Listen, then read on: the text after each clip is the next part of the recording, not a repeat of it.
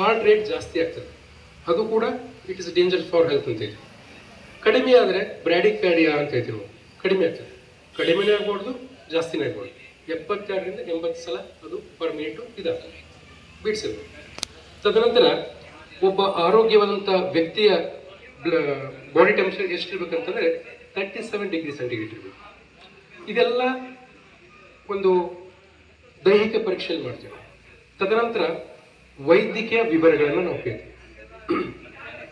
ದೈಹಿಕ ಪರೀಕ್ಷೆ ಆದಮೇಲೆ ವೈದ್ಯಕೀಯ ವಿವರಗಳನ್ನ ನಾವೇನು ಕೇಳ್ತೀವಿ ಅಂದರೆ, ಮೊದಲನೇದಾಗಿ ನೀವು ಕಳೆದ 1 ತಿಂಗಳ 2 ತಿಂಗಳ ಒಂದು 20 ದಿವಸ 3 ತಿಂಗಳ ಹಿಂದ್ಗಡೆ ನೀವೇನಾದರೂ ಜಾಂಡಿಸ್, ಟೈಫಾಯ್ಡ್, ರಿಕೆಟೇಷಿಯಾ, ಬ್ರುಸೋಲೋಸಿಸ್ ಅಂತ ಹೇಳ್ತೀವಿ ನಾವು. ಅಂದರೆ ಯಾವುದು, ಈ ಹಾಲನ್ನು ನಾವು ಕುದಿಸಲಾರ್ದೇ ಹಾಗೆ ಕುಡಿತೀವಲ್ಲ, ಒಂದು ಕುರಿ ಮತ್ತು ಒಂದು ಪಶುವಿನಿಂದ ಬರುವಂಥ ಕಾಯಿಲೆ ಬ್ರುಸೋಲೋಸಿಸ್ ಅಂತ.